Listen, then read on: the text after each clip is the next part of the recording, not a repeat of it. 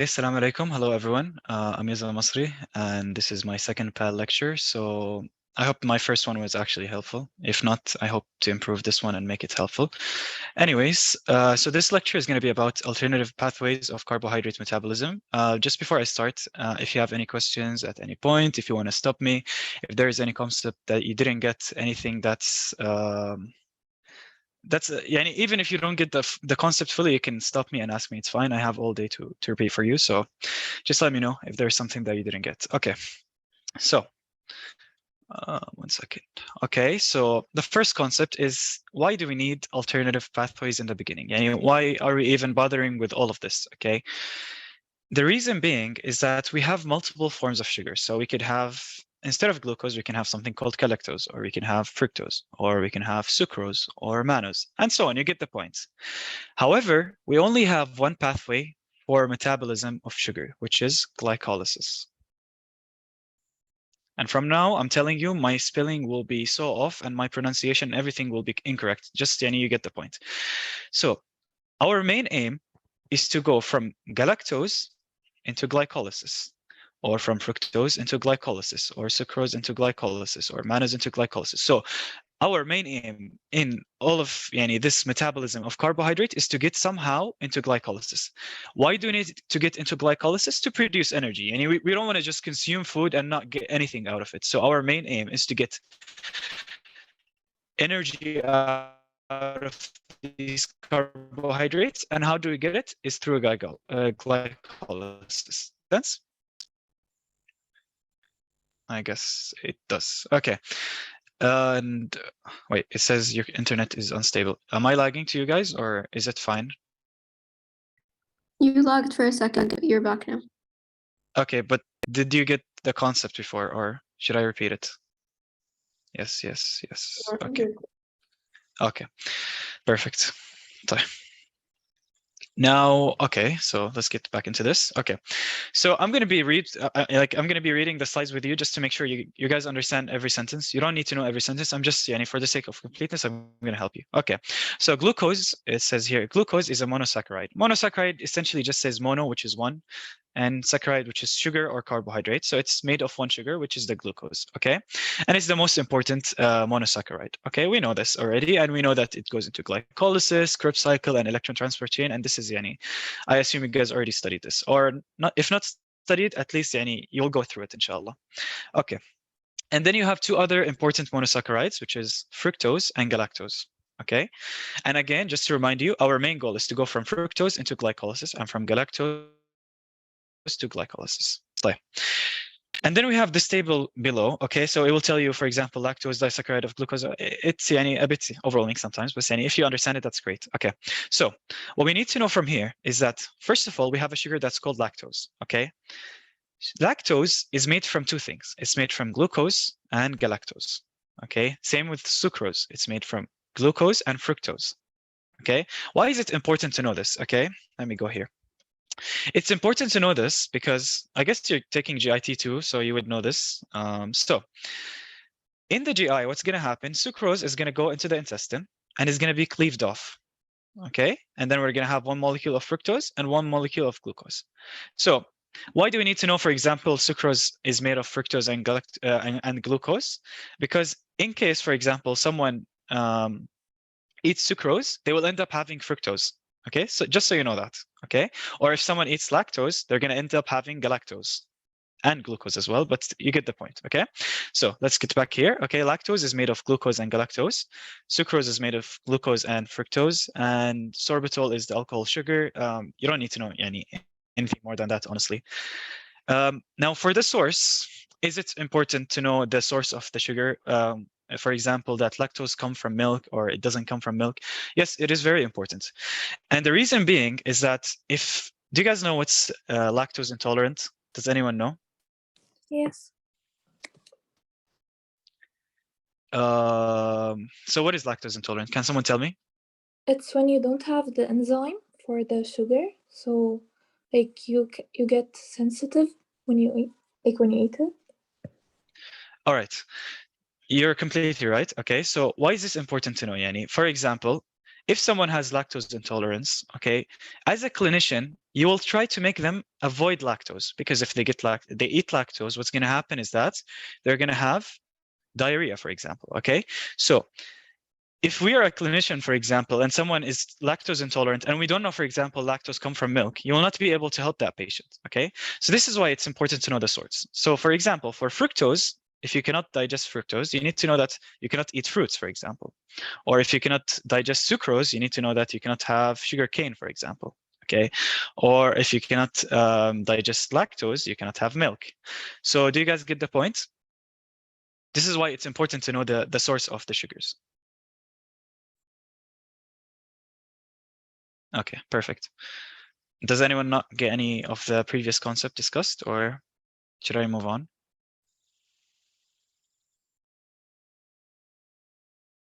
I guess I'll move on. Okay. Let me read. All clear. Okay, perfect.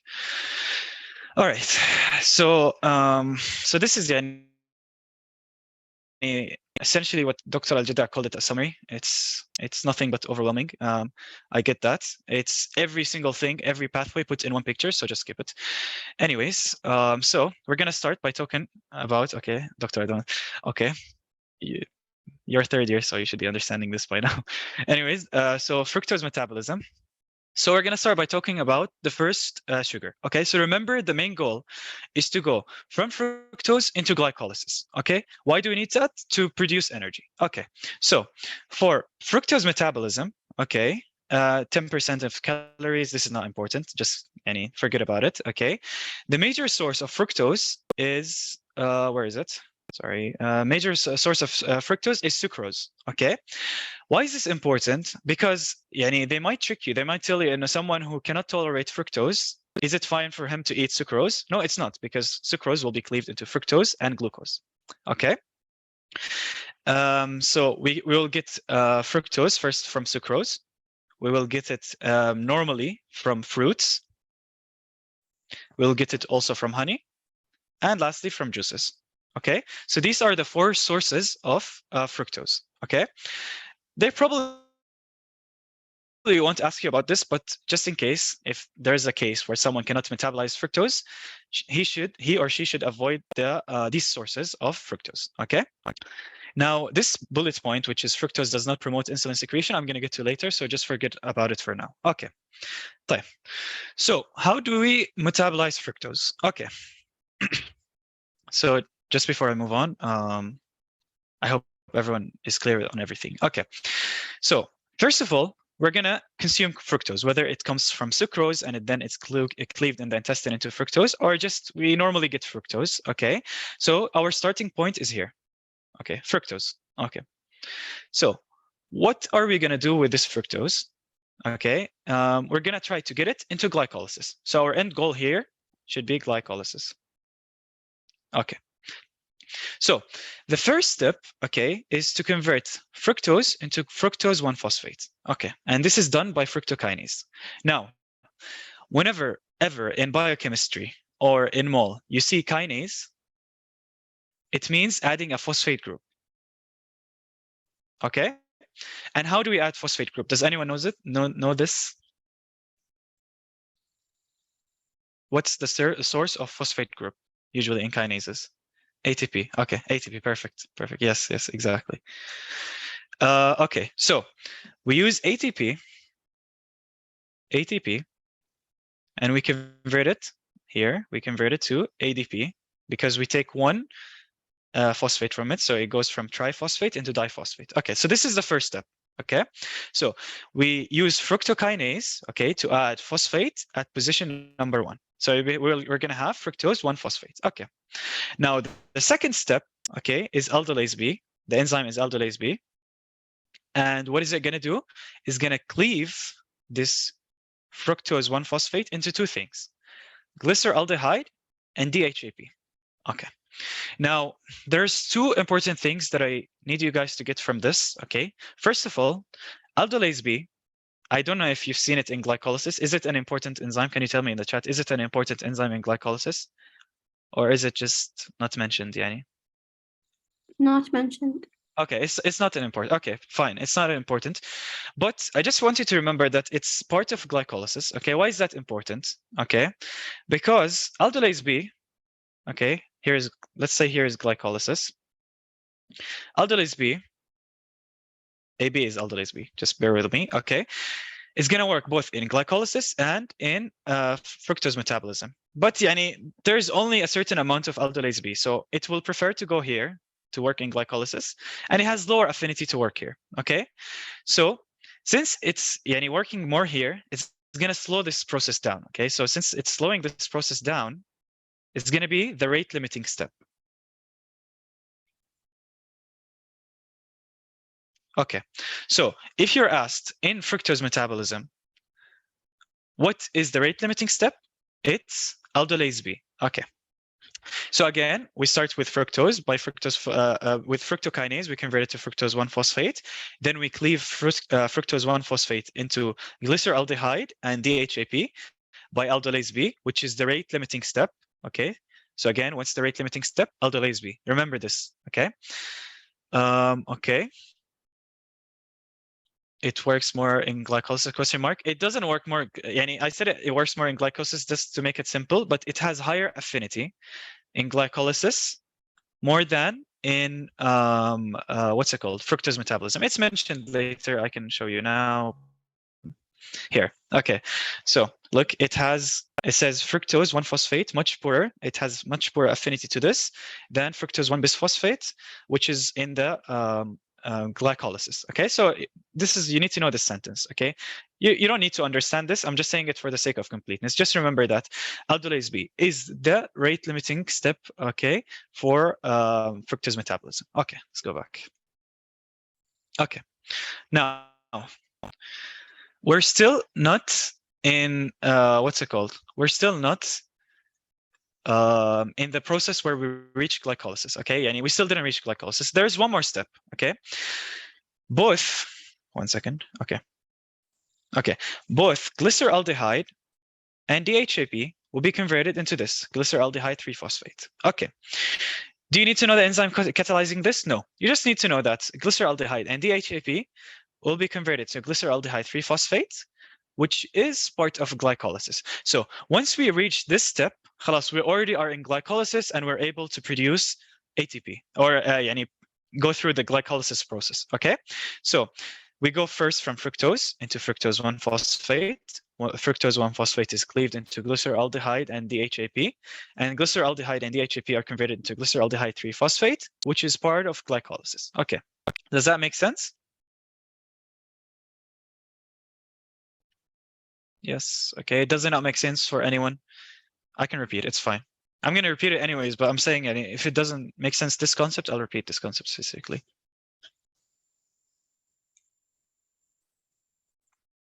All right. So how do you remember this? There's a mnemonic. You don't have to go through the mnemonic, but just for the sake of easiness, okay? So this mnemonic says, fruits are filled with fructose. They are goddamn juicy. Okay. So F in fruits for fructose. F with filled is for fructokinase, fructose for fructose 1-phosphate. So this is the first part of the reaction. Okay, so fruits are filled with fructose. Remember the first letter. Okay, fructose, fructokinase, and fructose 1-phosphate. And then you have A. Look, the arrangement of the sentence is important because it's like here. Okay, so A for aldolase B, G for glyceraldehyde, DAM for DHAP, and juicy with a G. It should be with a J, but just for the mnemonic, it's glyceraldehyde 3-phosphate. So fruits are filled with fructose. They are goddamn juicy. So this mnemonic will help you remember the pathway. I hope, Yani. And the second thing, it will remind you of the sources of fructose. So can anyone tell me what's the sources of the fructose? Honey and fruits and syrup. Exactly. So in this, Yani, it doesn't mention honey, but you're right. You're completely right. So fruits and juices and honey. Just remember honey on your own. But I hope this mnemonic helps you guys. Okay, does that make sense?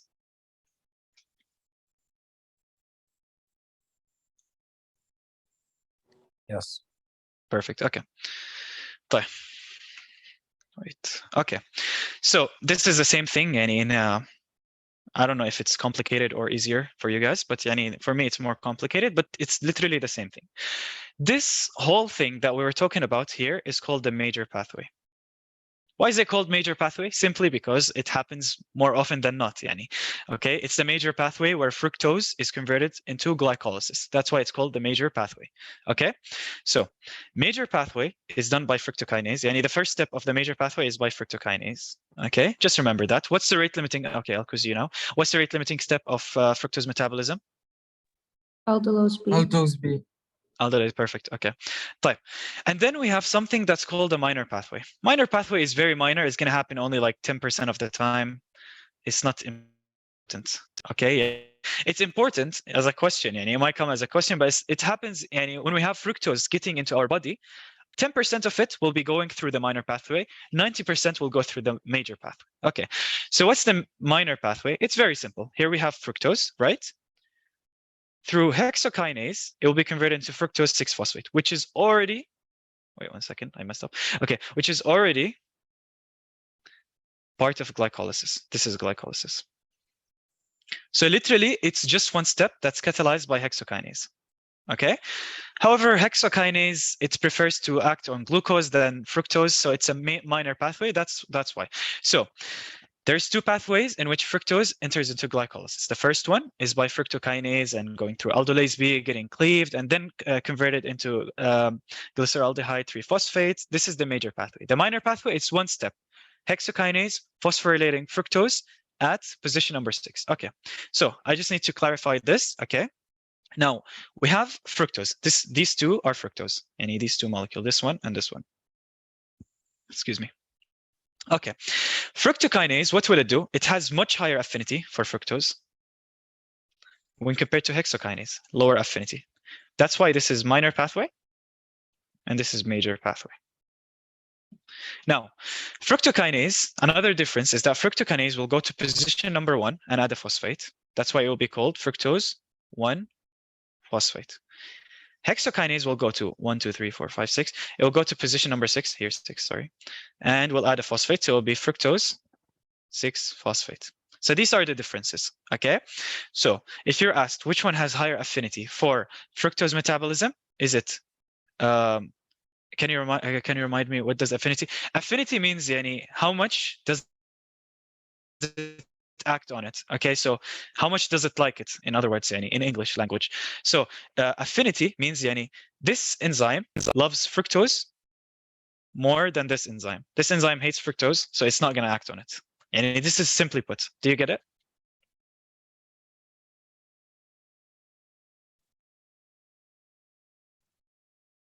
Um, 230586. Do you get it? Or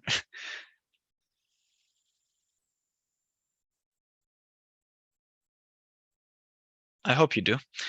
Yes. So how much you work? Basically, yeah. So how much you work on it? Okay. So it will work more on fructose than on glucose. Okay. Fructokinase and hexokinase, since it has low affinity on for fructose, it will work more on glucose and less on fructose. Okay. So affinity means how much it works on it. Yeah, that's a really nice way to put it. Okay. That's why it's also called minor and major pathway. Okay. Okay, this is the same thing I mentioned. Okay, just remember that this metabolism happens in the liver. Okay, hexokinase or fructokinase, enzyme. This is, I already all mentioned it. Okay, so I guess I'm gonna skip over it. And the same thing here, we mentioned that DHAP and glyceraldehyde will be converted into glyceraldehyde 3-phosphate, which is gonna enter into glycolysis. All right, so just one last time, I'm gonna repeat the whole pathway. Okay, we start with fructose. How does fructose get into our body? Juices, fruits, sucrose, honey. Okay, after that, fructokinase, from its name, kinase, is going to add a phosphate group. What do we use for a phosphate group? ATP.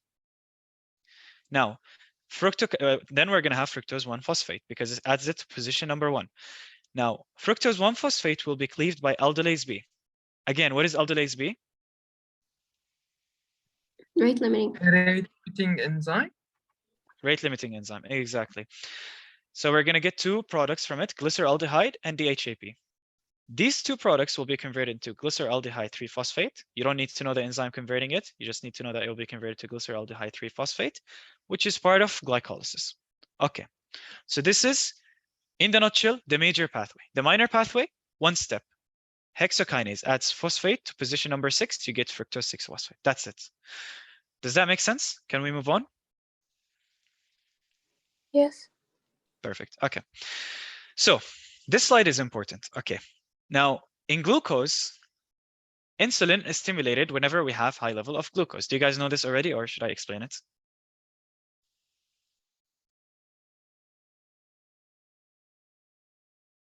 Okay, perfect. Yes. So whenever we have high level of glucose, what's going to happen is that we're going to stimulate release of insulin. Insulin is kind of like a police, okay? In the sense that it's whenever the glucose level goes up, it's going to try to bring it down. Okay? So what's going to happen is that fructose is kind of smart, okay? So what it does, it's fructose. Wait, let me spell it right. I think I spelled it right. Anyways, what it does is that instead of going through insulin, the policeman is going to jump over it. Okay. And this is a bad thing for diabetic patients. Okay. Why? Because in diabetic patients, we're trying to make their glucose or sugar level low. Okay. And whenever we are not stimulating the insulin, it's kind of bypassing this process. Okay.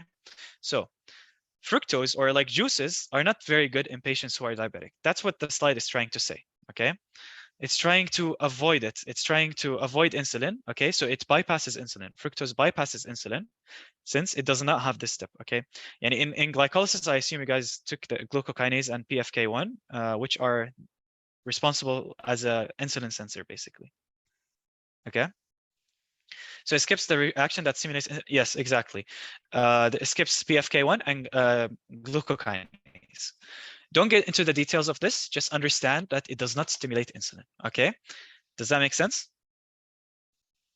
And I'm just explaining for you guys to understand. That's why in diabetic patient, you tell them, well, avoid juices, avoid, sometimes we even tell them to avoid fruits, you know? So yeah. Okay. Moving on. Okay, I already explained this. I've explained this enough. If you guys get this wrong in the exam, honestly, I don't know what to do. Rate limiting step, aldolase B. Okay, does that make sense?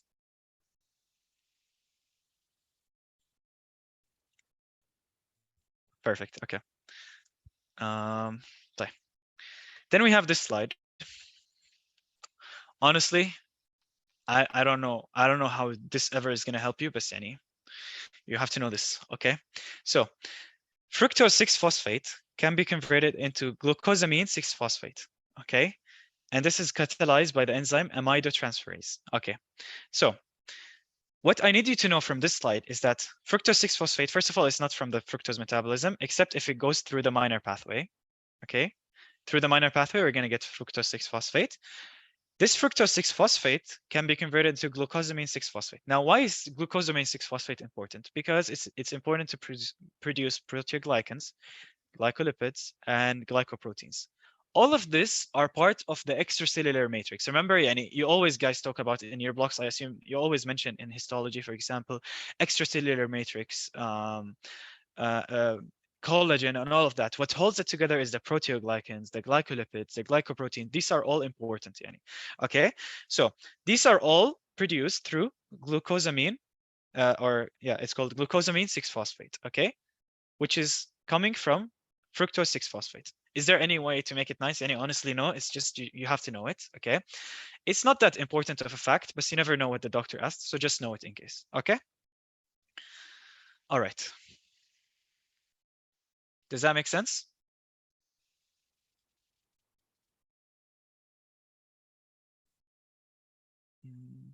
Silence. Yes, okay. Fine.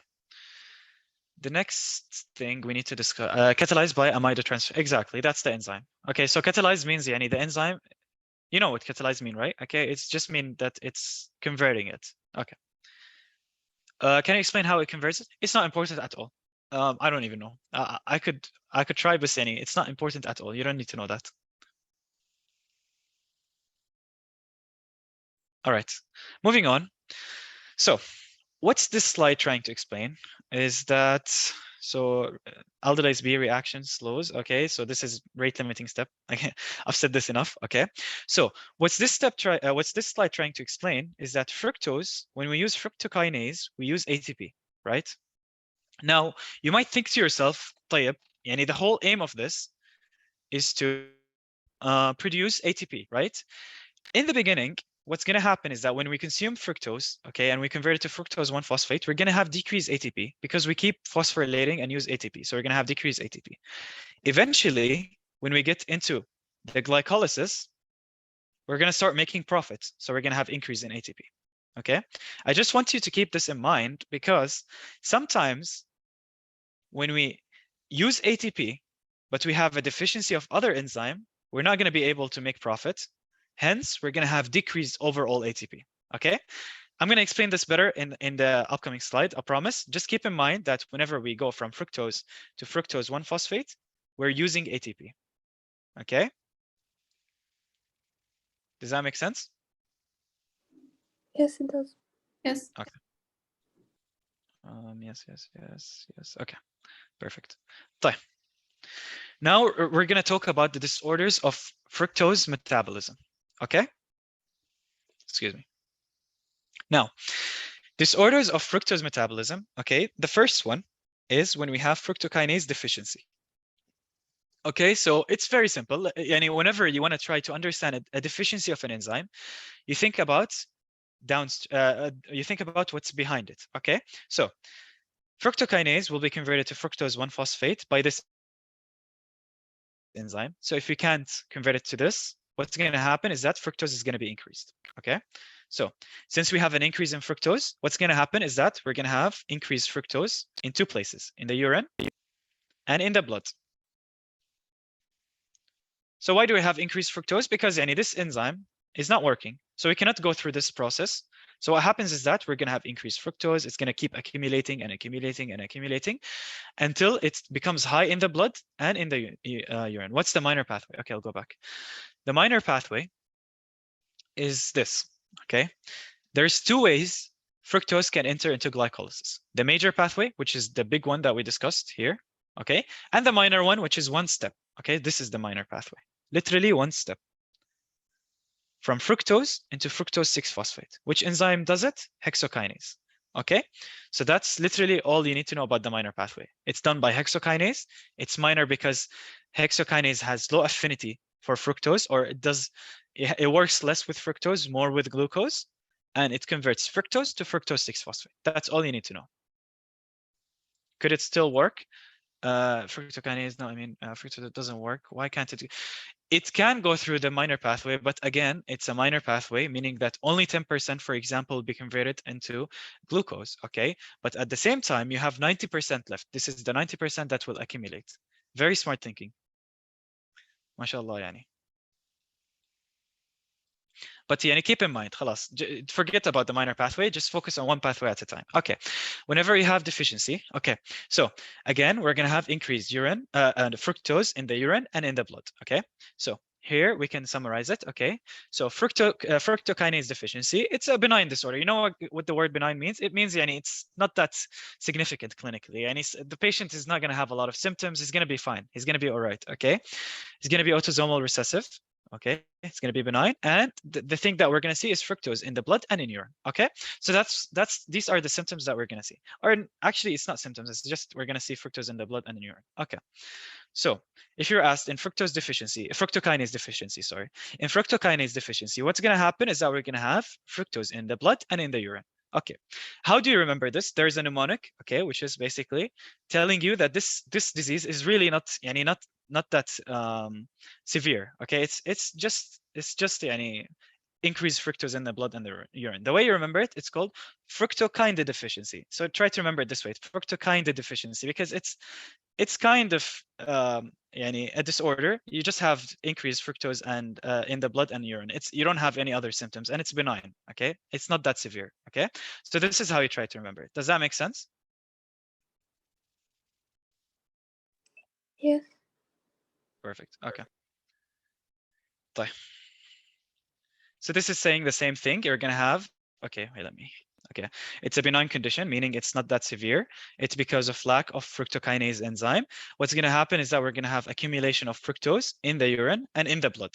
Okay, now another way to say fructose in urine is fructosuria. Fructosuria. Whenever you see the word urea like this, it means in the blood. Okay, so fructose in the blood, literally. And you can say fructosemia. Emia is blood.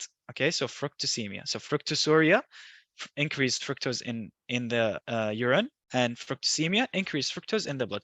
Why am I telling you this? Just in case they play with the wording. Sometimes they like to play with the wording. Instead of saying increased fructose in the urine or in the blood, they will say fructosuria and fructosemia. Okay, moving on. Now we have the second disorder of fructose metabolism. Okay, so what is the second disorder of fructose metabolism? It's when the enzyme aldolase B affected. Okay, now again, aldolase B is the rate-limiting enzyme, and since it's the rate-limiting enzyme, it makes sense that this disease is going to be more severe, right? I hope, yani. Okay, so what's going to happen is that fructose is going to get into the body. It's going to be converted to fructose 1-phosphate by fructokinase, okay? And then it's going to reach this step. You're going to have deficiency. You're not going to be able to go through this, okay? So what's going to happen? Again, we're going to have accumulation of fructose, okay? And accumulation of fructose 1-phosphate as well. Not just fructose 1-phosphate, because this enzyme is still working. It's completely fine, okay? Now, the issue with this disease is that, okay, so here I'm saying the same thing. You're going to have increased fructose 1-phosphate, okay, because this enzyme is not working. Okay, now what is the issue with this disease? Okay, the issue is that we're using ATP here. Okay, we're using ATP through fructokinase, but this enzyme is knocked out. We are not able to reach glycolysis, so we're not able to make profit with ATP. So overall, what's going to happen is ATP levels are going to go down whenever you consume fructose. They're going to go down because you're not able to generate at the end in glycolysis ATP to make up for it. So in this disease, why is it severe? Because we're using ATP at this step, but we're not able to replenish it in glycolysis. Why? Because we're not able to reach glycolysis because this enzyme is deficient. Obviously, we have ATP from normal glycolysis, from normal glucose and all of that. But I'm just saying, whenever we consume fructose, we're having net loss of ATP, okay? And it only happens when we consume fructose or sucrose, because sucrose contains fructose, and you get the point, okay? So not always we're going to have deficiency of ATP, only when we basically use eat fructose, okay? So why in this disease, for example, we do not have decreased ATP? Because we're not even reaching the point where we use ATP. However, in this disease, we're using the ATP. So we're going to have overall increase of the ATP. So what's going to happen is that we're going to have accumulation of fructose 1-phosphate, and we're going to have decreased ATP. Why fructose accumulating? Will enzyme working well? Fructose is not going to accumulate. Sorry, my bad. I misspoke. Fructose 1-phosphate will accumulate. Does that make sense? Okay, perfect. So what's going to happen? We're going to have decreased ATP. Now, I don't know if you guys have been taught this. Have you been taught glycogenesis and glycogenolysis or no? Yes. Can I Yeah. ask Okay. a question? Okay. So for these two processes, glycogenolysis, and gluconeogenesis, we need ATP for it to work. So what do you guys expect to happen when we don't have ATP? ADP and AMP are going to increase. That's one thing that's going to happen. The But yani, pathways won't happen. yeah, glycogenolysis and gluconeogenesis are not going to happen. And these two pathways, both of them, they have one thing in common. What are they? They're both producing glucose. Or glucose. Okay, so they're both producing glucose. So we're not, yani, since we have decrease in ATP, what's going to happen is that we're going to have decrease in the level of glucose. Or in other words, hypoglycemia.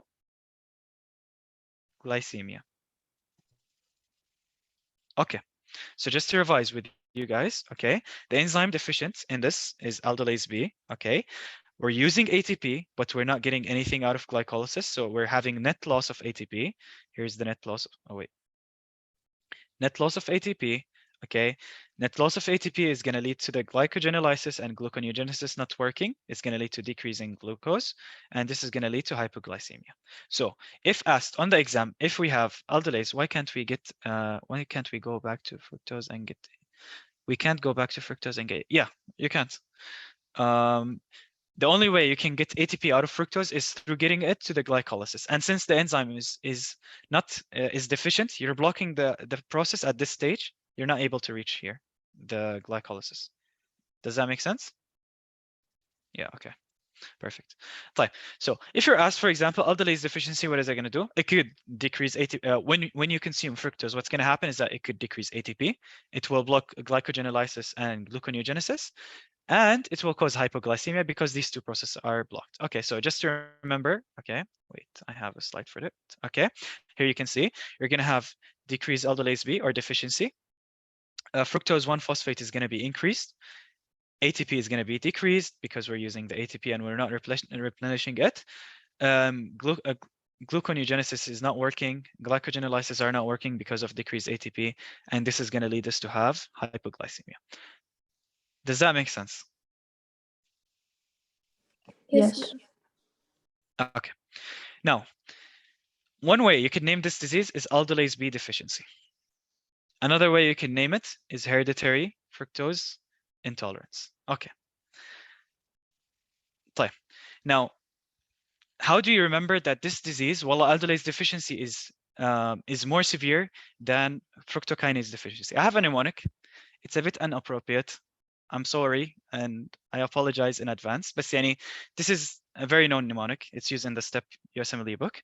Okay, it's called here you're fruct entirely. Okay, so here for hereditary, fruct for fructose, and entirely for intolerance. So you remember hereditary fructose intolerance, which is another name for aldolase B.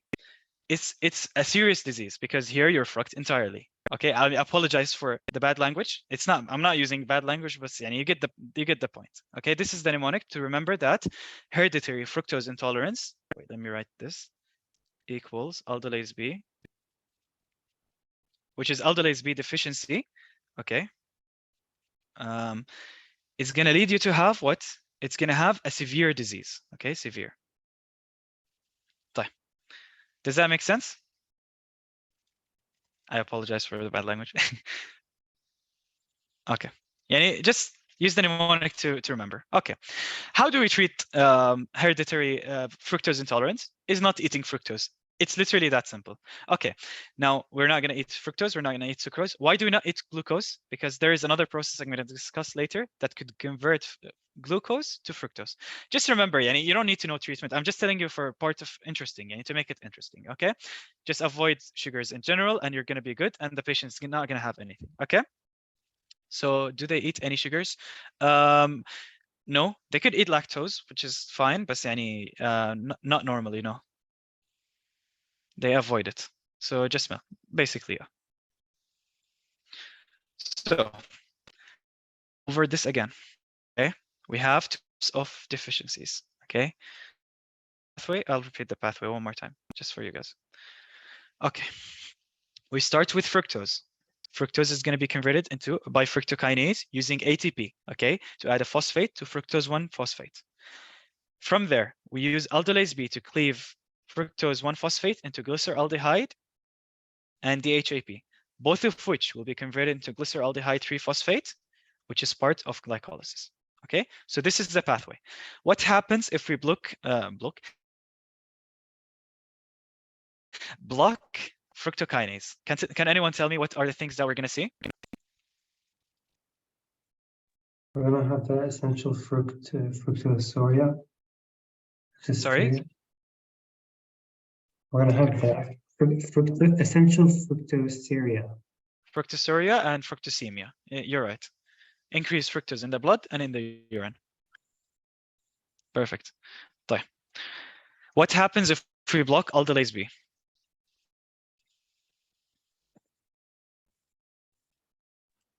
Accumulation of fructose 1-phosphate. Mm-hmm. Decreasing ATP because there's no net gain, so it can't undergo glycolysis.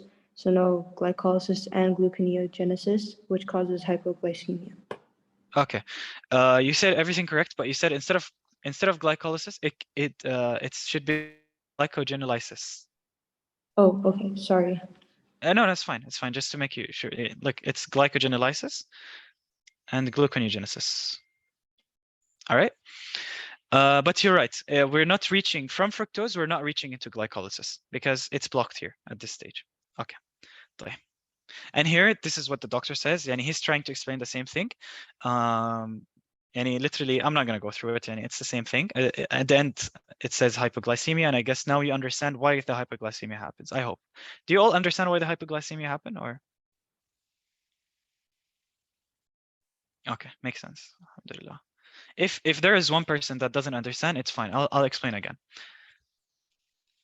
Can they not eat glucose because glycolysis turns into fructose? No, that's not related. Forget about why they can't eat glucose. I just added the as a fun fact. You don't need to know it at all. Don't confuse yourself. It's fine. Yeah. So this is the summary for the mnemonic, and so you can go through it. I'm gonna send you the slides after I finish the lecture, or do you want it now? I can send it now. Either way, it doesn't matter. Okay. So this is for fructose metabolism. Any question about fructose metabolism?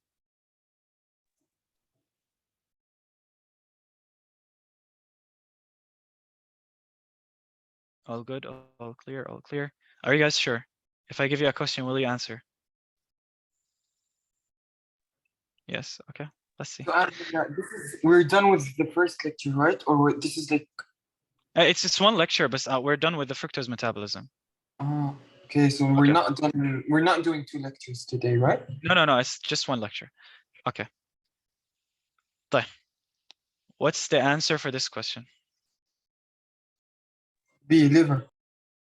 It is B, liver. Why did I bring such a question after explaining all the pathway? Honestly, I did this just to show you guys that even minor details could come as a question. So it's okay to get it wrong sometimes, but I'm just telling you, sometimes they will bring small details. Just make sure to go. Don't memorize every stuff. So here, I remember I mentioned the liver. Okay, mostly in the liver. Some are in the kidney, some in the brain, some in the muscle, but mostly in the liver. Okay. Now this is the real question. I hope they don't bring you this. But I just brought it just to test if you guys check the minor details. I hope they don't bring you this, but they might bring you this one.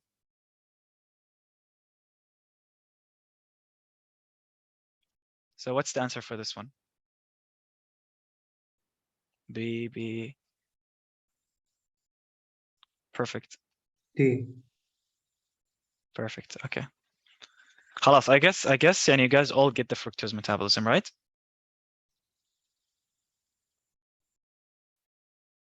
All right. So now we can have a 5-minute break. So you can pause the recording if you want.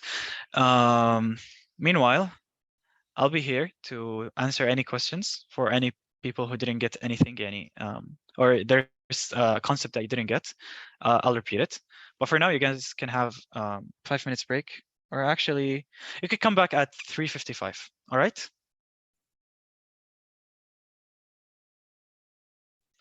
All right. So, okay. So now that we talked about the metabolism of fructose, and we finished talking about the metabolism of fructose, we're going to move on to different sugars, okay? Because again, we talked about in the first slide that there are many different sugars in the body, okay? So now, before that, we need to understand that there is another process. Obviously, we have to complicate things always. So glucose can be converted into fructose. Now you might ask yourself, and know, why do we need to, for example, convert glucose to fructose? Okay, because some tissues prefer using fructose over glucose. Okay, just keep it simple. Okay, some tissues prefer using fructose over glucose. Don't go into which pathway. Some tissues like to use fructose over glucose. So what would happen is that these tissues, they will have glucose, and they would like to convert it into fructose. And they do so by a 2-step process, okay? So the first step is catalyzed by aldolase reductase. Okay, so glucose will be converted into sorbitol by aldolase reductase. Okay, and then the second step, by sorbitol dehydrogenase, sorbitol will be converted into fructose. Okay, so our end goal is to convert glucose to fructose. It's done by 2 steps. The first step is aldolase reductase. Okay, and what is it going to do? It's going to convert glucose to sorbitol, and then the second step from sorbitol to fructose by sorbitol dehydrogenase. Does that make sense?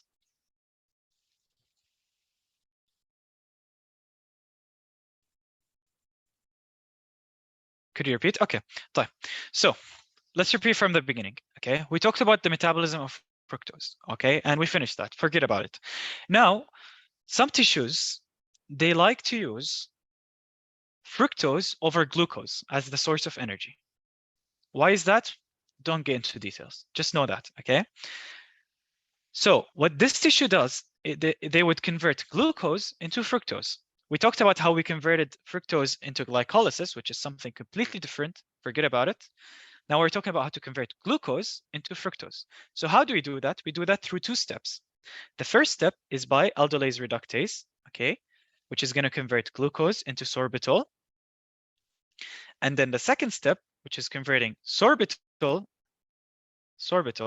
into fructose, and that's done by sorbitol dehydrogenase. You just need to know the name of the enzyme and which process it catalyzes, okay? Does that make sense?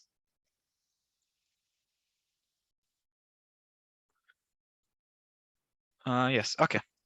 So basically, we're adding to the glucose hydrogen to convert it to desorbitol, and then we are removing this hydrogen to make it fructose, right?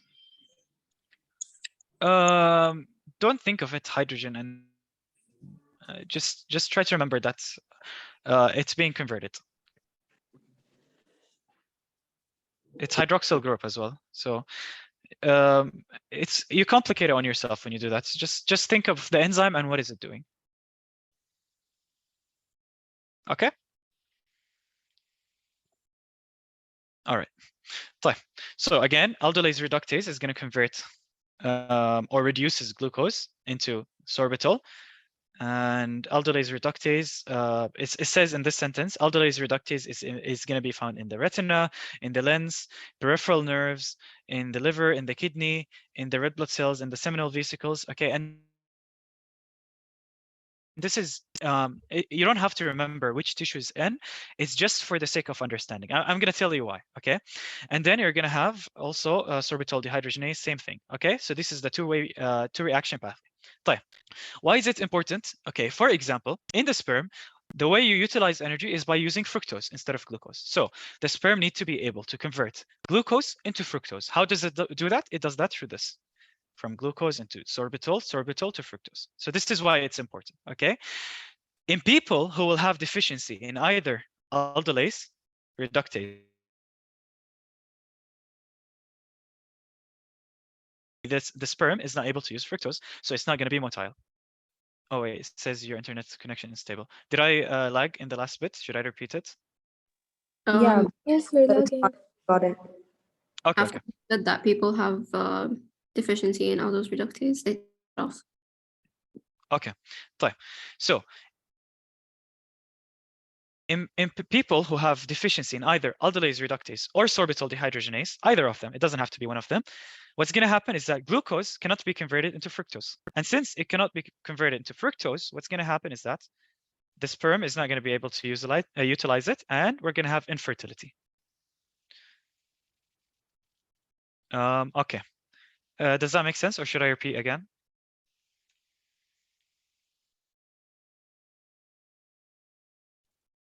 Makes sense. Okay. Yeah. In tissues, for example, like the seminal vesicles, okay, which is another way to say the testes, okay, what happens is that there, the glucose will be converted into fructose. Okay. So that's what happens. Okay. And why do we need to convert glucose to fructose? Enable to utilize that energy. The sperm can only use this form of energy. If we cannot do that, we're going to have infertility. Okay. And that's all you need to know. Moving on. Here's an empty slide. Okay. Moving on. The effect of hyperglycemia and the metabolism. Okay. So this slide needs a little bit of focusing. I need you guys to focus with me a little bit, okay? And I'll explain why. Okay, so in diabetic patients, what's gonna happen?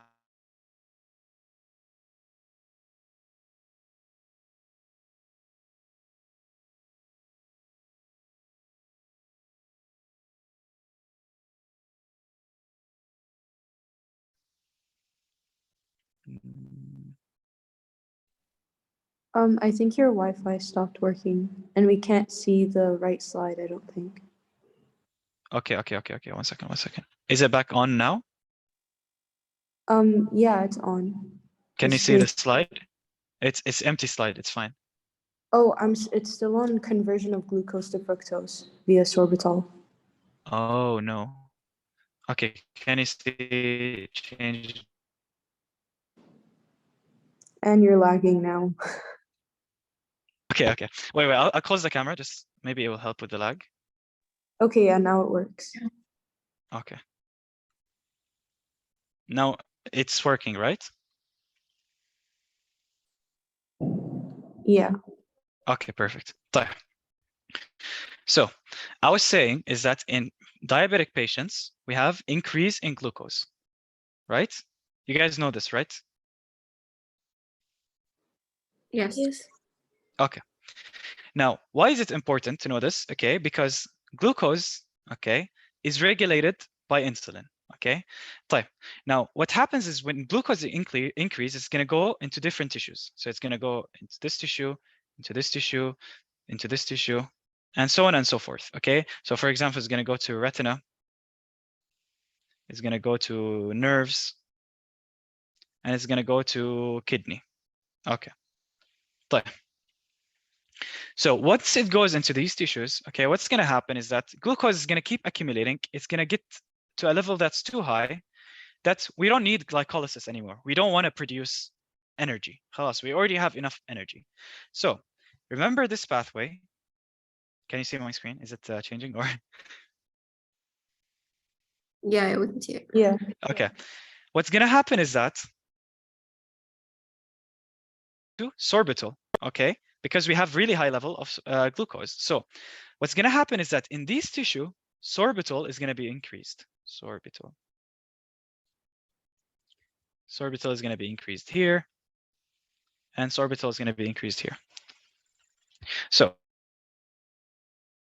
that whenever we have an increase in the glucose, what's going to happen is that we're going to have the glucose is going to move to these tissues, okay, and it's going to be converted into sorbitol. طيب. Why is it converted to sorbitol? Because we already have so much energy that we don't want to produce energy anymore. خلاص, that's not our aim. We just want to get rid of the glucose, so we convert it to sorbitol. طيب.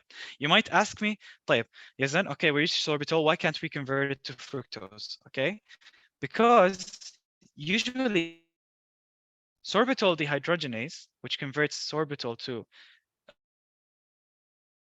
is low, okay, or even absent sometimes. طيب. Can you repeat it? It was lagging a little bit. Okay. طيب. So I was saying the sorbitol will increase in the retina and the nerves and the kidney, okay, not being converted to fructose, okay. It's not being converted into fructose because usually in this tissue, the retina, the lens, the kidney, the nerve, sorbitol dehydrogenase is usually low, okay. So instead of having accumulated, is bad for the tissue and it's going to lead to swelling. Okay, so what's swelling? It's going to just increase in the size. Okay, it's going to damage the cells essentially. So what you need to understand is that if we have a diabetic patient with, why are we scared of diabetes? Because in diabetes, what's going to happen, since we have increased glucose level, sorbitol is going to increase in these tissues and it's going to lead to damage to these tissues. That's why, I don't know if you guys heard about this before, but in for example, in diabetic patients, we could have cataract in their foot, for example, because nerves are damaged. Or we can have kidney failure here. Idlac, could you please repeat? Of course, yes. طيب.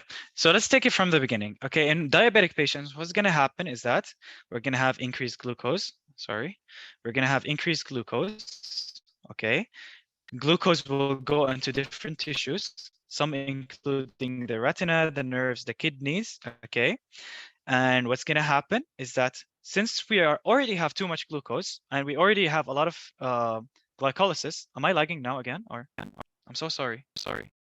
No, you're fine. Okay. Good.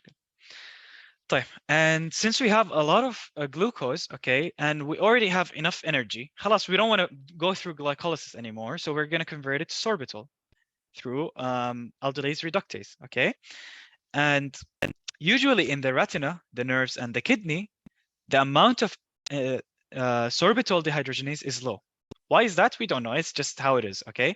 So what's going to happen is that instead of going from sorbitol to fructose, it's just going to stay as sorbitol, okay? And sorbitol is bad, okay? Try to remember that. Sorbitol is bad for the eyes, it's bad for the nerves, it's bad for the kidney. So what's it going to lead to do? It's going to lead to damage of the cells, okay? So it's going to damage the cells in the kidneys, in the nerves, and in the retina. And this is what it says here. It says some pathologic alteration in diabetes, which basically happens because of this phenomenon, which is basically what that we have decreased sorbitol dehydrogenase and hyperglycemia. Okay, it's going to lead to formation of cataract. You don't need to know what cataract is. I guess this is advanced for you guys. Peripheral neuropathy, which is damage to nerve, nephropathy, which is damage to kidneys, retinopathy, which is damage to the retina. This is all what's it called? I don't understand why. Okay, good question. I don't understand why sorbitol doesn't turn into fructose. Again, I said that in these tissues, specifically the retina, the lens, and kidneys, okay, what's going to happen is that sorbitol dehydrogenase is low in these tissues, okay, or absent even. So it's not going to be able to convert it. Do you get that? Yeah, exactly. And I made a mistake here by mistake. Sorry, guys. So in the retina, it's not going to cause cataract. It's going to cause retinopathy. Forget about it. Just it's going to cause damage to the cells. In the lens, it's going to cause cataract. Anyways, forget about it. You don't need to know this. It's very advanced for you guys. But it's very interesting. Look how diabetes is related to biochemistry on a biochemical level, because we have low levels of sorbitol dehydrogenase in these tissues, high level of glucose. Sorbitol is going to accumulate. Where's sorbitol? I'm going to circulate in a big sorbitol is going to accumulate, and sorbitol is literally the criminal here. It's going to lead to damage to all these tissues. Does that make sense? I have a question if you don't mind. Go ahead. Is there a way that we can like turn off aldose reductase to stop conversion of glucose to sorbitol? Like stop like the buildup or increase of sorbitol in these tissues? Yes, there is, but think about the other side effects. You're going to have infertility, you're going to have other tissues that are utilizing, Yeah. It's a nice way of thinking, but this is it's being researched, and again, you're going to have infertility, and at what cost? For example, you could instead of thinking this way, you could think, why not just control the glucose level, which is how we treat diabetes. We control the glucose level. We're not going to have high glucose level, and this whole thing started with high glucose level. If we just control the glucose level, none of this will happen. Mm-hmm. Okay. Thank you. Does that make sense? Yeah. Are you guys understanding, or are you just saying yes? I have a question. Go ahead. So is glucose not normally like transformed into sorbitol? Is that only when glucose is high? Yeah, only when glucose is high. Oh. Or in our body, you can never say never, but it's a very, very, very low amount of sorbitol. But whenever we have high glucose level, it's going to increase that amount, Thank you. You're welcome. Bye. So now we're done with sorbitol. We're done with fructose. We're going to move on to mannose. Okay? I know there is a lot of pathways. It's a bit overwhelming, but once we digest it, it's going to be fine. I promise you. Okay. So mannose, we need to, again, I want someone to tell me this. What's our end goal? What do we need to get mannose into? Glycolysis. Glycolysis, perfect. Okay. So This is done by 2 steps. Okay, so what is the first step? First step is by hexokinase. Do you guys remember when I explained hexokinase? Where does it add the phosphate? 6th carbon. 6. Okay, it adds it on the carbon too. Whoever answered, you're right. But I meant which position? Yeah. So at position 6, if you think about it, mannose, it's going to add, it's a kinase, so it's going to add the phosphate group. It's going to use ATP, okay? So it's going to become mannose 6-phosphate because you added phosphate at the group number 6, or carbon number 6, sorry, okay? So that's the first step, okay? And there's someone in the chat, Selma, you said, okay, wait, I'm lagging. I'll give it a second. Am I back on? Am I not lagging anymore, or? You're not lagging. Okay.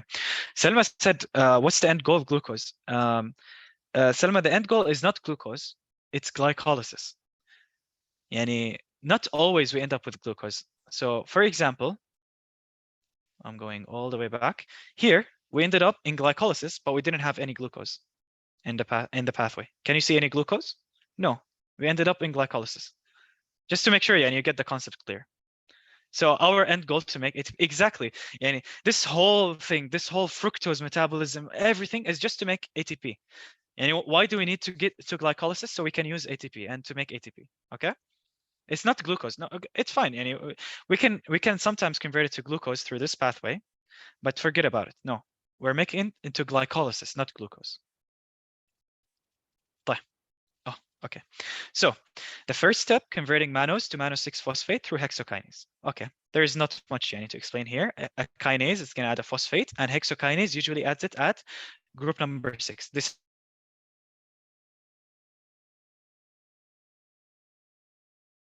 complicate things.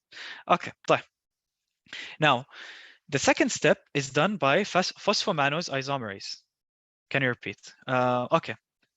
It lagged. Okay, I can repeat. So the first step is converting mannose, into mannose 6-phosphate. And this is done by the enzyme phosphate group, okay, to position.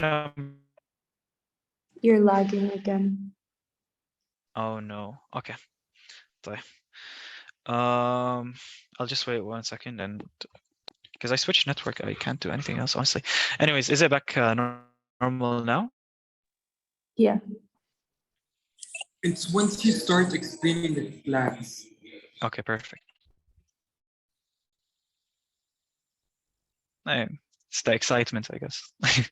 Anyways, so tell me whenever it lags, just send me on the chat, please. It's fine. I'll go now. So we start with mannose, and then hexokinase. What is it going to do? It's going to add a phosphate group on carbon number 6, converting it to mannose 6-phosphate. I forgot to mention this. Any of the structure, forget about them. Don't try to memorize them. Okay. So now we have mannose 6-phosphate. And we need to convert mannose 6-phosphate to fructose 6-phosphate. Okay, which is part of glycolysis. And once we reach this point, we're already in glycolysis. So what's the enzyme that catalyzes this? It's phosphomannose isomerase. Okay, so we have 2 enzymes here. We have hexokinase and phosphomannose isomerase. So what is phosphomannose isomerase going to do?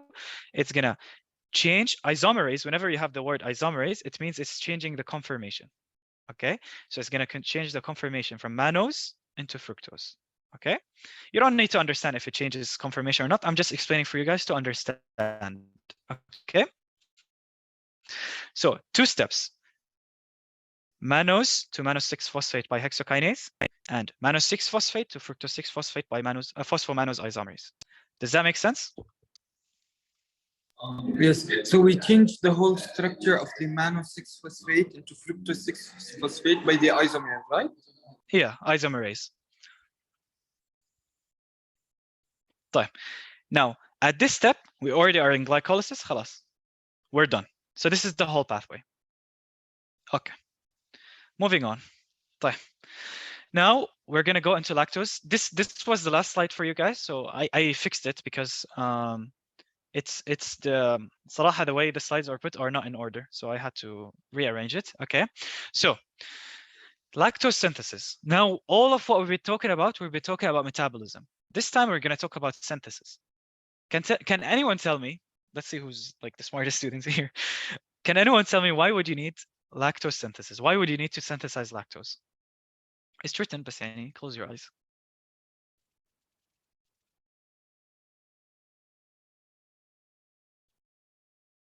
Breastfeeding. Perfect. Exactly. It's for breastfeeding. So we need to synthesize lactose for breastfeeding. Okay. What's the enzyme that does that? It's called lactose synthase. Okay. So lactose synthase is made from two molecules. You have the galactosyl transferase and alpha lactoalbumin. These two come together to make lactose synthase. Do you need to remember this? Honestly, I don't remember any questions coming about it, and I don't remember studying it. Maybe it's a new slide, so I can't tell you for sure. But I would advise you just to remember lactose synthase is what produces lactose. Try to remember these names. But I don't think it's important, to be honest. Just to be honest. Try to at least remember that it's made from protein A, protein B. Okay? طيب. What else do you need to know from this slide is or alpha lactoalbumin is present in lactating mammary glands. This is where we produce this enzyme. This is where we produce lactose. So if you're asked what's the enzyme that produces lactose, what's the answer? Lactose. Lactose synthase, exactly. طيب. And I'll read the first sentence for you guys, just so you don't tell me I skipped over it, okay? So lactose is a disaccharide. Remember what we said disaccharide in the beginning? It's made from two sugars, okay? What are the two sugars that we have? We have galactose and glucose, okay? And it says beta 1 to 4. This is very specific, but all you need to know is that the carbon number 1 is going to be joined with carbon number 4. Literally, that's all it is. Carbon number 1 of galactose is going to be joined with carbon number 4, sorry. So carbon number 1 of galactose is going to be joined with carbon number 4 of glucose. That's what beta 1 to 4 means. Do you need to remember this? Honestly, for the sake of being a doctor and all of that, no. But we got a question about this somehow. Our exam was not fun. Anyways, do you guys get this, or should I repeat anything?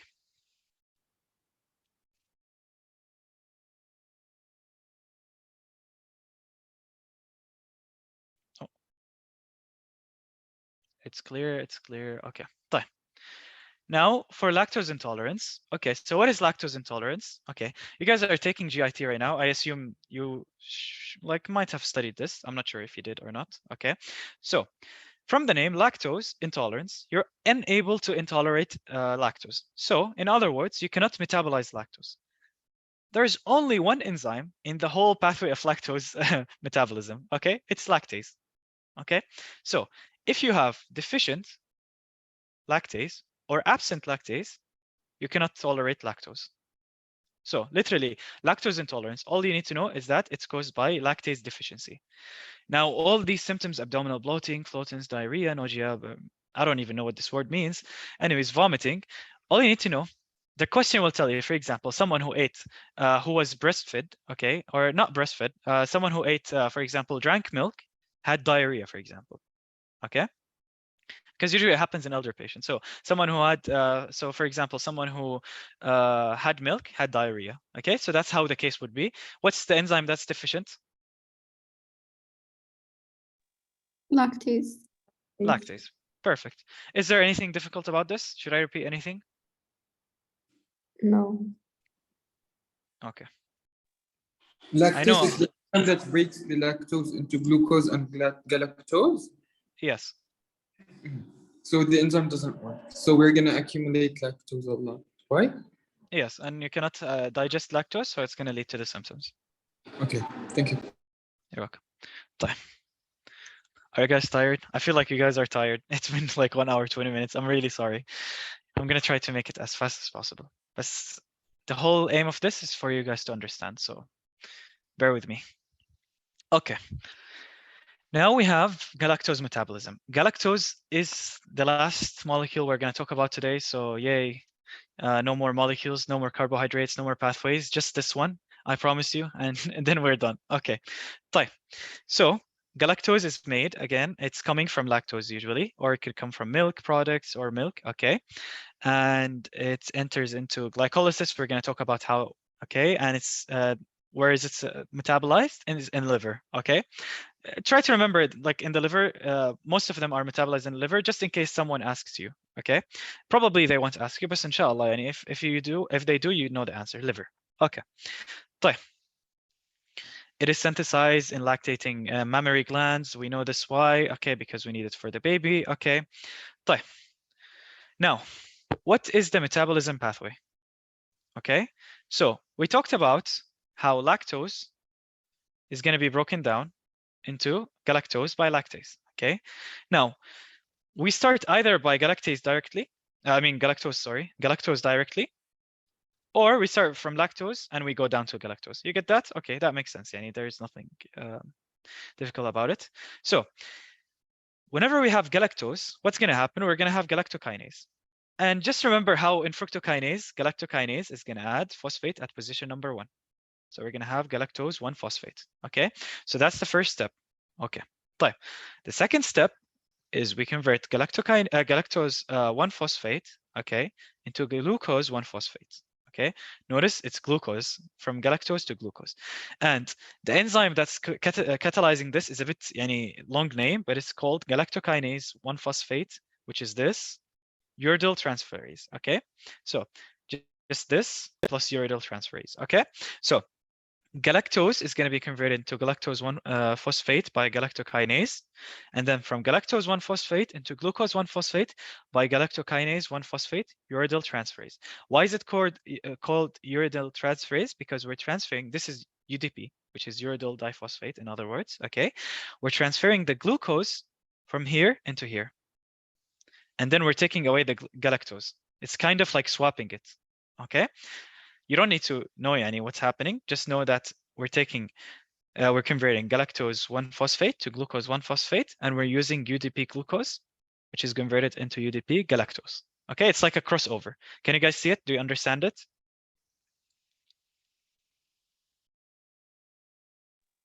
Do you mind repeating? Of course, I can repeat. So we start with galactose, okay? And then galactose is going to be converted into galactose 1-phosphate by galactokinase. Kinase, again, adds a phosphate group, okay, at position number 1, hence the name galactose 1-phosphate. Now, we need to convert galactose 1-phosphate to glucose 1-phosphate. We do that by the enzyme galactokinase 1-phosphate uridyl transferase, okay? Now, what does this enzyme do? It takes from UDP glucose, okay, UDP glucose, which is in the body, okay? So what is it going to do? It's going to take from it the glucose, and it's going to swap it and put it here. And it's going to take the galactose from here and take it and put it here. So we're going to end up having glucose 1-phosphate and UDP galactose. Okay? Thank you. Does that make sense? Or I can repeat again. That's fine. Yeah, it makes sense. Now, let's say we keep using the UDP glucose. At some point, we're going to have to replenish the UDP glucose, right? Because we need to use it to reach this point. We have another enzyme that's going to convert UDP galactose to UDP glucose. Okay, and this enzyme is called, wait, let me check, just to make sure. It's called UDP galactose 4 isomerase, this one. So what does this enzyme do? It converts UDP galactose into UDP glucose so that we can use it again to produce glucose 1-phosphate. So it's just like kind of replenishing it, okay? It's called UDP galactose 4 epimerase. Why do you need to know this? Just in case it's deficient, it's going to affect this process, okay? We're going to talk about this later. Now, once we reach glucose 1-phosphate, it's still not part of the glycolysis pathway. Even though it's glucose 1-phosphate, you think its close name to glucose 6-phosphate, but it's not part of glycolysis. We need to convert it into glucose 6-phosphate. Okay, so how do you do that? We do that by phosphoglucose mutase. Okay, so we have 4 enzymes important in this pathway. we start with the first one. I'm sorry. First one is galactokinase. That's the first one. The second one is galactokinase converting. So let's go step by step. Galactokinase is going to give a phosphate group to galactose, producing galactose 1-phosphate. Then from galactose 1-phosphate into glucose 1-phosphate is through galactokinase 1-phosphate uridyl transferase. Now we need to replenish the UDP glucose. How do we do that? By uridyl transferase, UDP galactose epimerase. This enzyme, UDP galactose 4 epimerase. Okay. Now, glucose 1-phosphate is not the final step. This is the final step. Glucose 6-phosphate. Okay. How do we reach this step? Is by phosphoglucomutase. Okay. Phosphoglucose mutase. Okay. This is the enzyme that will convert from glucose 1-phosphate. It's going to move the phosphate group from number 1 to number 6. So these are the 4 enzymes. Now let's go back. So this is the pathway. Now we're going to talk about, actually, let me go through this one more time so everyone understands. So galactose is phosphorylated by galactokinase producing galactose 1-phosphate. We already know this, okay? Forget about epimerization. It's a big word, okay? So now galactose 1-phosphate needs to be transferred to glucose 1-phosphate. So what do we use? We use UDP glucose. Here it is, okay? And we take the glucose from it, and we give it, where is it? Okay, we take the glucose and we give it here. And this is done by this enzyme, galactose 1-phosphate, galactose 1-phosphate uridyl transferase, okay? Now we have what? We have glucose 1-phosphate. Now, glucose 1-phosphate will be converted into glucose 6-phosphate. How does it do that? By phosphoglucose mutase. Now we need to replenish UDP glucose. How do we replenish UDP glucose? Is by UDP galactose 4 epimerase. So that's the whole pathway. Now that we understand, do you guys get the pathway first of all before I move on? Yes. Is there one person who doesn't understand it, so I repeat it?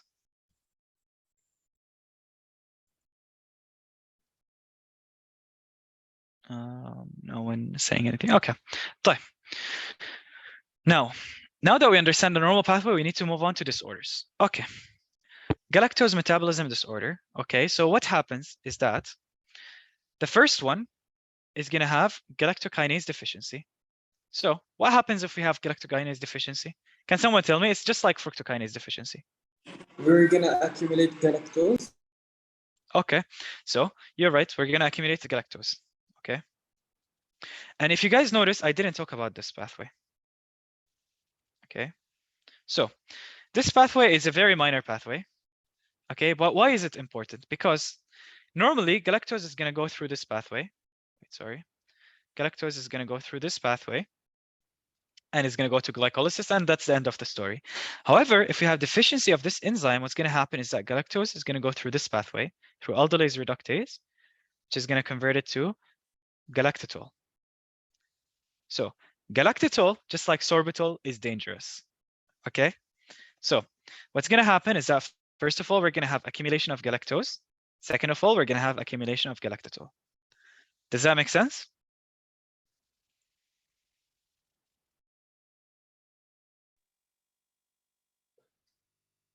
That happens when there's no No galactokinase. Yes. Yeah. I'm gonna write it. It's written down here somewhere. Okay, so here you can see it. So galactokinase, we're gonna have accumulation of both this and this. So here you can see what's gonna happen is that we're gonna have decreased galactokinase, and we're gonna have decreased galactokinase 1-phosphate, obviously. Not galactokinase. Sorry, it's just galactose 1-phosphate, because we're not able to put the phosphate on it because galactokinase is deficient. And lastly, we're going to have increased galactitol. So that should make sense. I'm going to tell you the symptoms later on at the end of the lecture. I just want you to understand how it works and how the pathway works. Okay, does that make sense? Should I move on to the second one?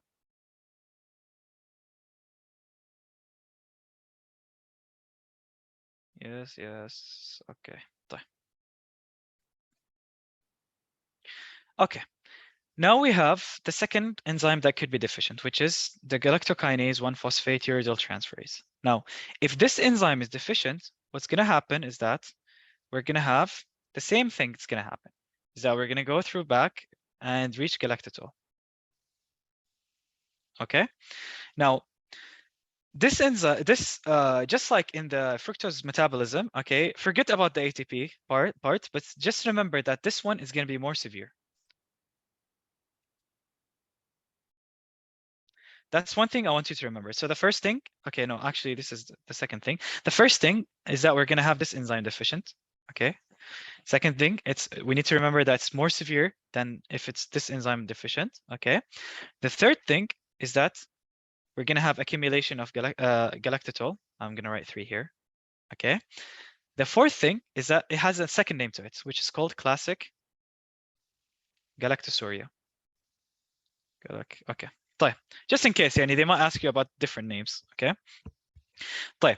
So, what are the 4 things we need to remember from galactokinase 1-phosphate uridyl transferase deficiency? Is that it's going to be more severe than the one before, okay? It's going to have accumulation of galactitol, and it's also called classic galactosuria, okay, or galactosemia actually. طيب. Here we can see it. We're going to have accumulation of galactitol and galactose. طيب. Does that make sense?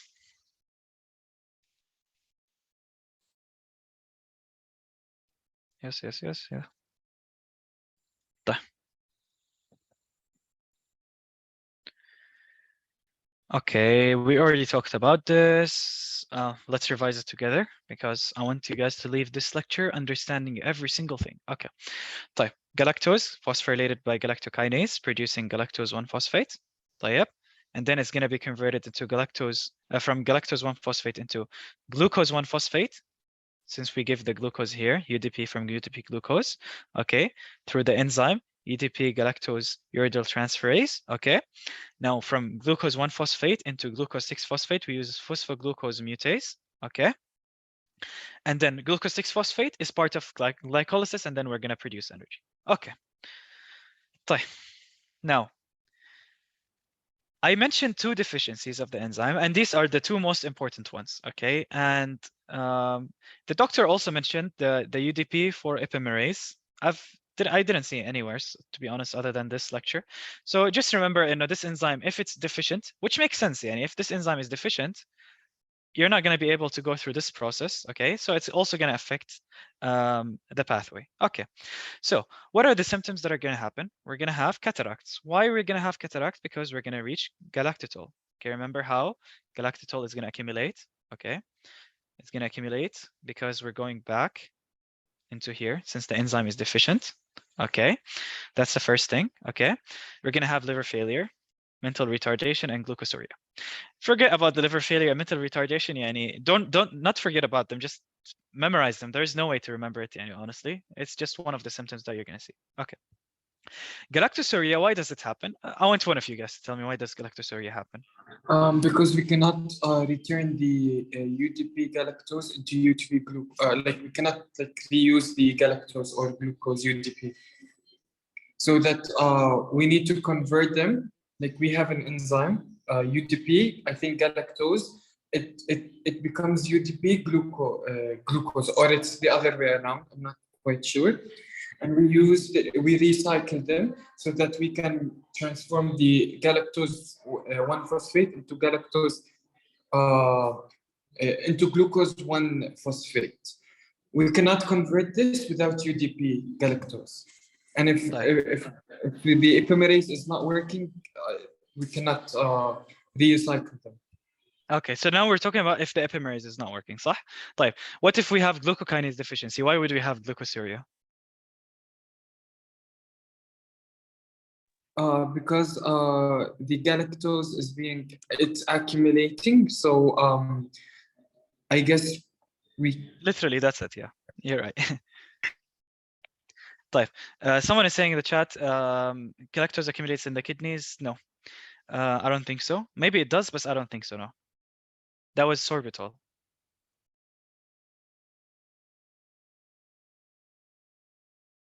Yep. Okay. طيب. So this is saying the same thing that I explained. The UDP galactose 4 epimerase is going to replenish the UDP glucose. Same thing here. طيب. Now, I'm not sure. You guys need to tell me this. Do you guys need to know the symptoms or do you not to? Yani, did the doctor explain the symptoms here? Did he not? I'm willing to explain them if you guys want. Not usually. طيب. You're right, not usually. But for the sake of completeness, we got a question about this. Yani, classic galactosemia. The symptoms and all of that. And they will ask you which enzyme. Wait, I lagged. I'm so sorry. I'm lagging. Okay. طيب. I hope it's normal now. Is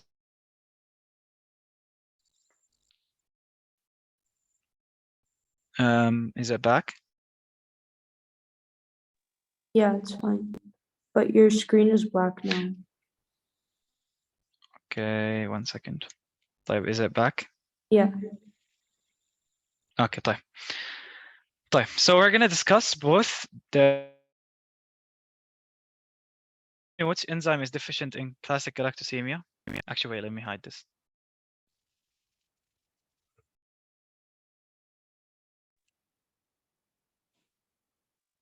Galactokinase. No, in classic, not in galactokinase deficiency, in classic.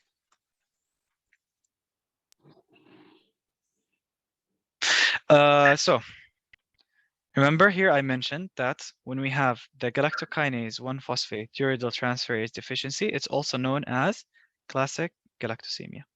Okay, so it's just another name for it.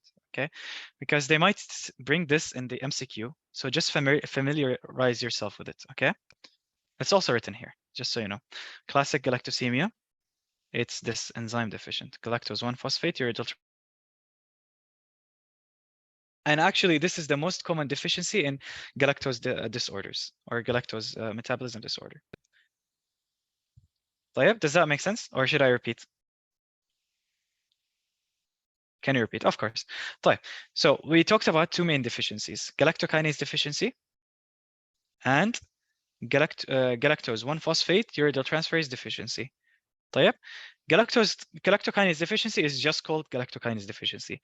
Galactose 1-phosphate uridyl transferase deficiency is also known as classic galactosemia.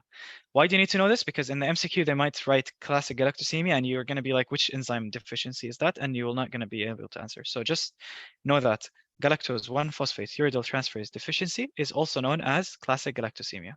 Okay?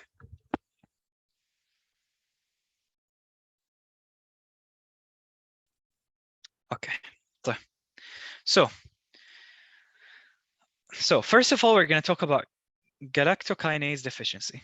Okay, and this is a mnemonic. Okay, you can go through the slides later. But what I need you to remember from this is that we're going to have galactosemia, galactosuria, and cataracts. Yep. So again, what I want you to remember from this is that we're going to have cataracts. Even abnormal eye tracking, you don't need to remember it, but just remember, okay? Galactosemia. Why do we have galactosemia? Because we're accumulating galactose, because the enzyme is not working. Okay. We're also going to have cataract. Why do we have cataract? Can anyone tell me? I actually want to see if you guys know why we have cataract or not. Because we cannot transform the galactose into fructose. No, because the galactitol accumulation. Perfect. It's fine. I can explain it to you again if you want. So again, if this enzyme is not working, galactokinase deficiency, we said this pathway, we cannot go through it. صح? So we're going to go through this pathway. It's going to be converted from galactose. Yeah. Okay. So this is what the galactitol is going to. Like itself. Sorry? What does the cataract mean, like itself? Cataract is like, so you know how the eye has a lens? There is a lens in the eye. Yes. It's damage to the lens of the eye. Okay. Yeah, the people they're gonna have يعني cloudy eyes. Okay. Thank you. You're welcome. طيب. So galactokinase deficiency, what do we remember? Galactosemia, galactosuria, abnormal eye tracking, and cataract. Okay. Now, classic galactosemia, which enzyme? Now, if you don't answer, I'm going to be really sad. Classic galactosemia. Minus one uridyl transferase. Yes, the uridyl transferase. Okay. طيب. Now, for classic galactosemia, what do we need to remember? We're also going to have cataracts, and it's a more severe form. See, severe. It's a more severe form of galactosemia. We're going to have liver enlargement, okay? And it happens at the start of feeding. Okay. Why is this important? What do we have in the breast milk? We're going to have galactose, okay? So what's going to happen is that the baby is going to be breastfeeding, okay, breastfed, okay? And since the baby is being breastfed, what's going to happen is that it's not going to be able to metabolize galactose. So what's going to happen is we're going to have intellectual disability, we're going to have changes of the skin of the color, we're going to have liver enlargement, we're going to have cataract. Forget about sepsis, it's difficult for you guys to understand now.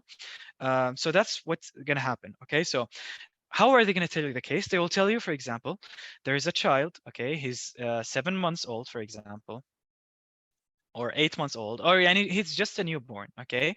This baby is breastfeeding, okay, and on breastfeeding the mother noticed what he noticed, for example, skin change, color in the skin color is changed.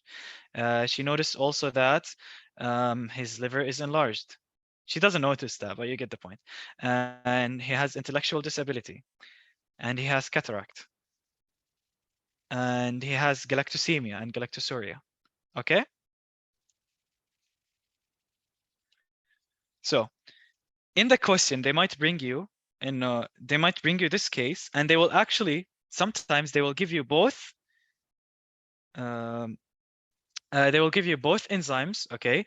What's it called? Which enzyme? The uridyl transferase as well as galactokinase. Okay, they will give you both enzymes, okay? And if they give you both enzymes, the answer will be uridyl transferase. Why is it uridyl transferase? Because this is the most important sentence here. The start of feeding. Okay, keep in mind when it happens at start of feeding, that's most likely to be classic galactosemia. Okay, does that make sense, or should I repeat one more time?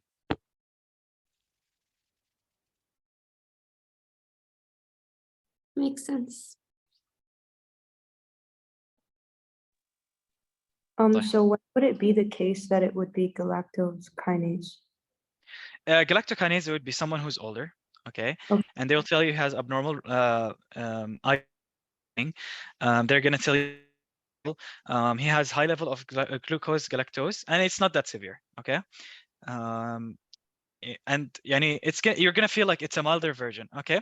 And inshallah, most likely they're gonna bring you either that or this. They're not gonna bring you both in the choices. But if they bring you both in the choices, okay, first of all, classic is more common.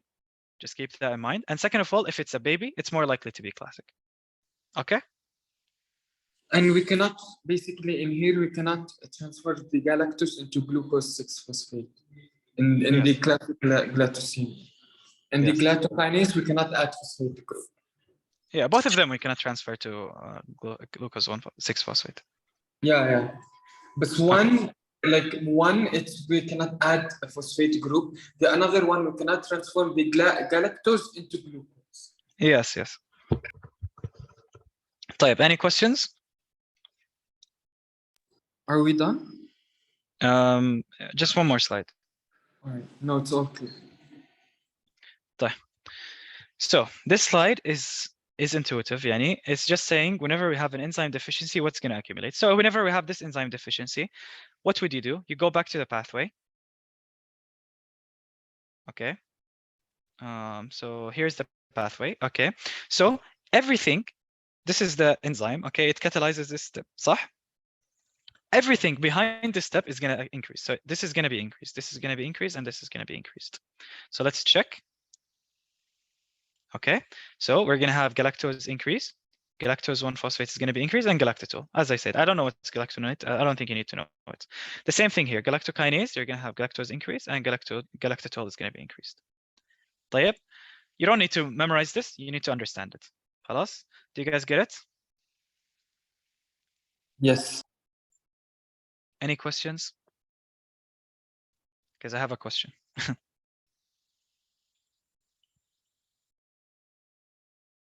Everything makes sense in this lecture. Is there anything that you're doubtful about? Anything that you feel like you didn't get the full concept about? If you want, I could repeat it now. You don't have to go through the recording again. It's fine.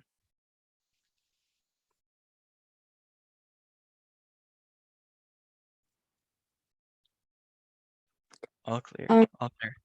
Okay, Maybe yalla. one thing, if that's okay. It's fine. 2, 3, The 4 things عادي. the whole thing with the whole like the UDP, galactose and glucose, I don't get the switching thing that you said. طيب. I'll go back to it 1 second. Here it is. Okay. So, طيب. Now we have galactose 1-phosphate. Okay. And we have glucose 1-phosphate here. We need to go from galactose 1-phosphate to glucose 1-phosphate. Okay. Now, the only way we could do this is by usually in the cells we have something that's called UTP glucose. Where do we get it? You don't need to know where do we get it from. But what it does, UTP glucose acts as a donor of glucose. So it will go here. Okay. It will go to the galactose 1-phosphate. Okay. It will donate the glucose to it. And it will take the galactose away from it. Okay. Does that make sense? Yeah. There's any, you don't need to like understand the mechanism and all of that. You just understand that this is what happens. Okay. Okay. Yeah, makes sense. Thank you. And since galactose, UTP galactose is not useful, yani, honestly, we need to convert it back to UTP glucose. How do you do that? By the epimerase. Yeah. Now I have a question. Okay. Let's see what's the answer.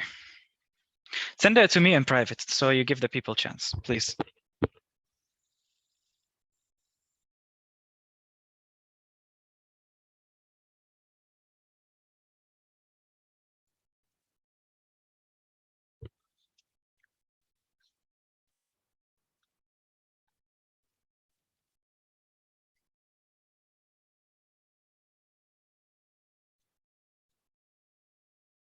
Okay, someone has answered.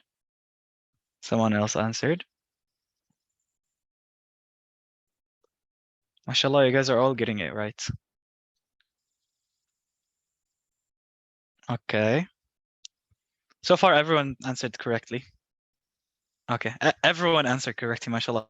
You guys, this is a USMLE question. Yani, the fact that you guys are all getting it right is amazing, mashallah. Okay, so the answer is A.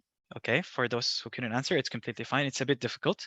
So let's read the question. Okay, let's highlight the keywords. Okay, so a 9-month-old child. So 9 months. Okay, remember what did we say about infants? It's more likely to be classic. Okay.